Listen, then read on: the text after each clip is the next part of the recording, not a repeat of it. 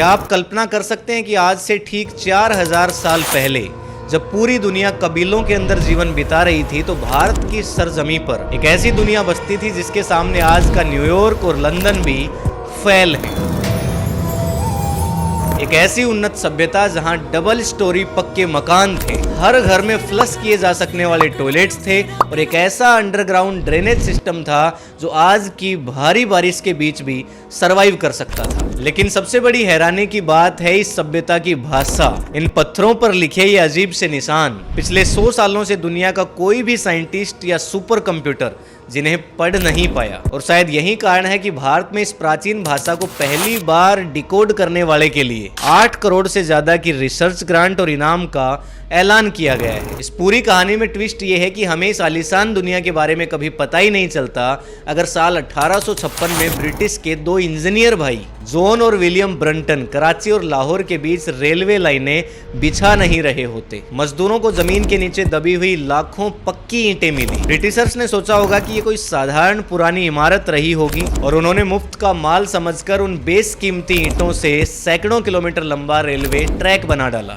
जाने अनजाने में उन्हें अंदाजा ही नहीं था कि उन्होंने दुनिया के महान इतिहास का एक बहुत बड़ा हिस्सा कुचल दिया। तो आखिर जमीन के नीचे दबी ये रहस्यमयी दुनिया क्या थी? बिना किसी हथियार और बिना किसी राजा के ये लोग व्यापार कैसे करते थे? और ऐसा क्या हुआ कि अचानक रातों रात पूरी सभ्यता गायब हो गई? तो चलिए आज के इस एपिसोड में इस पूरी कहानी को अनफोल्ड करते हैं। आज साल 2026 के अंदर हम लोग खुद को आधुनिक कहते हैं, करोड़ों रुपए खर्च करके स्मार्ट सिटीज बनाई जाती हैं, लेकिन सच तो ये है कि सिर्फ 1 घंटे की भारी बारिश हो जाए तो हमारे देश के बड़े बड़े आलीशान शहर टापू बन जाते हैं, गटर का पानी सड़कों पर तैरने लगता है। लेकिन आज से 4000 साल पहले सिंधु घाटी के इंजीनियरों ने एक ऐसा अर्बन मास्टर प्लान तैयार किया था जिसे देखकर आज के नासा के वैज्ञानिक भी दंग हैं। उन्होंने बिना किसी आधुनिक कंप्यूटर और टूल्स के पूरे शहर को ग्रिड पैटर्न पर बनाया, यानी कि सारी सड़कें एक दूसरे को एग्जैक्टली 90 डिग्री के एंगल पर क्रॉस करती थी। हैरानी की बात यह है कि उस शहर की सभी नालियां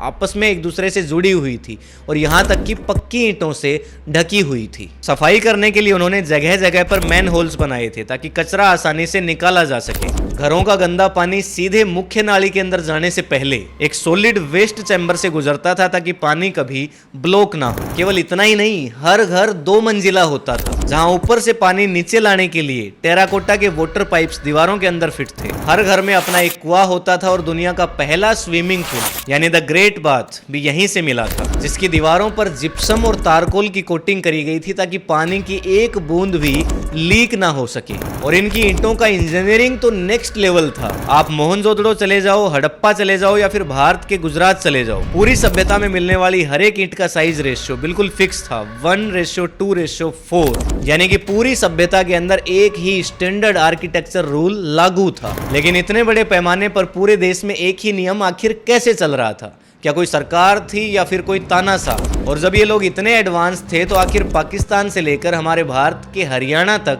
कैसे फैले? अब तक आपने YouTube पे जितनी भी डॉक्यूमेंट्रीज देखी होंगी उनमें 2 शहरों का नाम बार बार लिया जाता है, हड़प्पा और मोहनजोदड़ो। और चूंकि ये दोनों शहर आज पाकिस्तान में हैं तो लोगों को लगता है कि सभ्यता का मुख्य केंद्र भी वहीं पे था, लेकिन ऐसा नहीं है। असल कहानी तो अब हमारे भारत में खुल रही है। हरियाणा का राखीगढ़ी। आज साइंटिस्ट और आर्कियोलॉजिस्ट ये मान चुके हैं कि राखीगढ़ी सिर्फ भारत का नहीं बल्कि पूरी सिंधु घाटी सभ्यता की सबसे बड़ी साइट है, जो मोहनजोदड़ो से भी कहीं ज्यादा विशाल है। राखीगढ़ी में मिले कंकालों से जब वैज्ञानिकों ने प्राचीन डीएनए निकाला तो एक ऐसा सच सामने आया जिसने पूरी दुनिया के इतिहासकारों के होश उड़ाकर रख दिए। इस डीएनए रिपोर्ट ने साबित किया कि यहाँ रहने वाले लोग कभी बाहर से नहीं आए थे, वो यहीं इसी मिट्टी के मूल निवासी थे। यानी कि हमारा और आपका सीधा कनेक्शन इस महान सभ्यता से जुड़ा हुआ है। और सिर्फ राखीगढ़ी नहीं, गुजरात का लोथल इस सभ्यता का वो मास्टर स्ट्रोक था जिसने भारत को प्राचीन काल में दुनिया का ट्रेड हब बना दिया। लोथल में इंसानी इतिहास का सबसे पहला आर्टिफिशियल डॉकयार्ड यानी कि बंदरगाह मिला है। सोचिए, जब बाकी दुनिया को ठीक से नाव बनाना तक नहीं आता था तब लोथल के इंजीनियर ज्वार भाटे यानी कि टाइड्स की दिशा को समझकर बड़े बड़े समुद्री जहाजों को कंट्रोल किया करते थे। यहाँ से भारत का सूती कपड़ा, कीमती मोती और मसाले सीधे मेसोपोटामिया यानी कि आज के इराक और मिस्र तक जाते थे। यानी कि इंटरनेशनल बिजनेस के मामले में ये लोग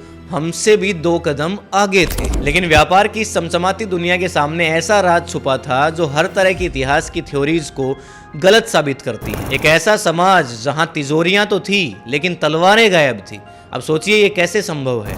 इंसान का इतिहास हमेशा खून और जंग से लिखा गया, चाहे मिस्र के राजा हों या मेसोपोटामिया के सुल्तान। दुनिया की हर पुरानी सभ्यता में हजारों की तादाद में तलवारें, ढाल, भाले और राजाओं के बड़े बड़े आलीशान महल मिले। लेकिन जब भारत की सिंधु घाटी सभ्यता की खुदाई हुई तो उसने वैज्ञानिकों को हैरान किया। हजारों वर्ग किलोमीटर में फैली हुई इस सभ्यता में एक भी हथियार खुदाई में नहीं मिला। न कोई बड़ी तलवार, न कोई कवच, न ही सैनिकों की कोई छावनी और न ही किसी महल के अवशेष। सोचिए, जहां दुनिया की बाकी सभ्यताएं आपस में लड़कर मर रही थी, भारत की पुरानी सभ्यता के पास यानी कि हमारे पूर्वजों के पास लड़ने के लिए हथियार भी नहीं थे। तो फिर सवाल ये है कि बिना किसी राजा, बिना किसी सेना और बिना किसी डंडे के इतनी बड़ी सभ्यता को कोई कंट्रोल कैसे करता था? क्या यहाँ कोई डेमोक्रेसी थी?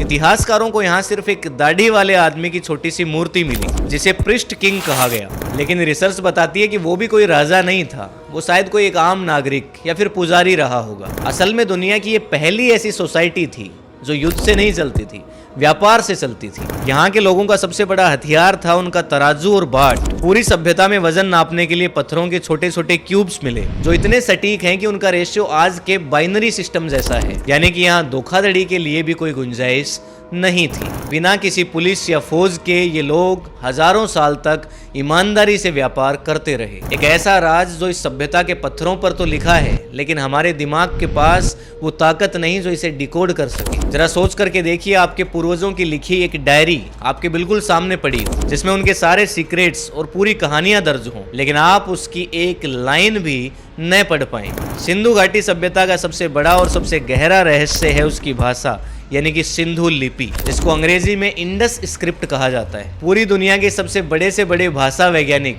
और आज के दौर के सबसे एडवांस आर्टिफिशियल इंटेलिजेंस यानी कि एआई और सुपर कंप्यूटर्स भी इस भाषा के आगे घुटने टेक चुके हैं। मिस्र यानी कि इजिप्ट की भाषा को रोसेटा स्टोन की मदद से डिकोड कर लिया गया था, लेकिन इस भारतीय लिपि को आज तक कोई छू तक नहीं पाया। और कारण रहा कि वैज्ञानिकों को कोई भी द्विभाषी पत्थर यानी कि दो भाषाओं वाला पत्थर नहीं मिला। हाल ही में तमिलनाडु सरकार ने इस सिंधु लिपि को डिकोड करने और इसके प्राचीन द्रविडियन कनेक्शन को वैज्ञानिक रूप से साबित करने वाले के लिए 8 करोड़ से ज्यादा के कैश रिवॉर्ड्स और इंटरनेशनल रिसर्च ग्रांट्स का ऐलान किया है। यानी कि जो भी इस भाषा को समझ लेगा वो रातों रात न केवल करोड़पति बनेगा, इतिहास के स्वर्णिम पन्नों में उसका नाम सदा के लिए दर्ज हो जाएगा। वैज्ञानिकों को अब तक ऐसी हजारों मोहरें मिली हैं जिसके ऊपर 400 अलग अलग तरह के सिंबल्स बने हुए हैं। दिलचस्प बात यह है कि ये लोग हमारी तरह बाएं से दाएं नहीं, दाएं से बाएं लिखते थे। कुछ इतिहासकारों का मानना है कि अगर ये भाषा डिकोड हो गई तो भारत का इतिहास पूरी तरह से बदल जाएगा। ये साबित हो जाएगा कि दुनिया का सबसे पहला और एडवांस लिटरेचर भी इसी मिट्टी में लिखा गया। लेकिन दिमाग में एक सवाल जरूर आता है कि जो लोग इतने अमीर थे, इतने बुद्धिमान थे, इस तरह की भाषा को जिन्होंने लिखा जिसे आज तक कोई डिकोड नहीं कर पाया, आखिर अचानक ऐसा क्या हुआ होगा कि वो अपनी ही इस आलीशान दुनिया को छोड़कर चले गए? क्या उन्हें किसी दुश्मन ने मार डाला या फिर कुदरत ने कोई खेल खेला? इतनी महान और शांत सभ्यता अचानक इतिहास के पन्नों से कैसे मिट गई? सालों तक हमें स्कूल की किताब में पढ़ाया गया कि बाहर से आए आर्यन नाम के क्रूर योद्धाओं ने इन शांत लोगों पर हमला किया और उन्हें बेरहमी से मारकर इस सभ्यता को खत्म कर दिया, और इस थ्योरी को कहा गया आर्यन इन्वेंजन थ्योरी। लेकिन ये इतिहास का सबसे बड़ा झूठ था। आधुनिक विज्ञान और राखीगढ़ी में मिली लेटेस्ट डीएनए और फोरेंसिक रिपोर्ट्स ने इस थ्योरी की धज्जियां उड़ा दी। खुदाई में मिले सैकड़ों कंकालों में से किसी पर भी किसी हथियार या तलवार के निशान थे ही नहीं, यानी कि यहाँ किसी भी तरह का कोई कत्लेआम नहीं हुआ था। और इस सभ्यता का दुश्मन था क्लाइमेट चेंज, यानी कि मौसम में बदलाव। आज से करीब 3900 साल पहले मौसम का चक्कर पूरी तरह बदल गया। मानसून की बारिश कम होने लगी और जिसके कारण इस सभ्यता की लाइफलाइन मानी जाने वाली घग्गर हकरा नदी, जिसे कई इतिहासकार प्राचीन सरस्वती नदी भी कहते हैं, वो पूरी तरह से सूख गई। नदियां सूखने से खेती तबाह हो गई, पीने का पानी भी धीरे धीरे खत्म हो गया और व्यापार भी ठप पड़ गया। लेकिन ये लोग मरे नहीं, इन्होंने अपनी बुद्धिमानी का परिचय दिया। बिना किसी युद्ध के इन लोगों ने खुद को छोटे छोटे ग्रुप्स में डिवाइड कर लिया और भारत के गंगा के मैदानों और दक्षिण की तरफ चले गए। इस तरह दुनिया की सबसे भव्य अर्बन सभ्यता एक बार फिर ग्रामीण जीवन में बदल गई और मिट्टी के नीचे हमेशा के लिए दफन हो गई। सिंधु घाटी सभ्यता भले ही खत्म हो गई हो, लेकिन उनका रक्त आज भी हम भारतीयों की रगों में दौड़ रहा है। आज 4000 साल बाद भी हमारा ड्रेनेज सिस्टम उनके जैसा एडवांस नहीं हो पाया। हम आज भी पानी के लिए तरसते हैं, लेकिन वो पानी को रिसाइकिल करना जानते थे। अब आप लोगों के लिए सवाल है कि क्या इस पृथ्वी का कोई इंसान उस भाषा को डिकोड कर पाएगा और क्या उसे वो 8 करोड़ रुपए का इनाम मिलेगा? आप लोगों की राय कमेंट सेक्शन में ज़रूर लिखिएगा और अगर आपको ये हमारा एपिसोड पसंद आया तो लाइक का बटन दबाइएगा, इस चैनल को सब्सक्राइब कर लीजिएगा। मिलेंगे आपसे किसी एक और एपिसोड के अंदर, तब तक के लिए जय हिंद, जय भारत।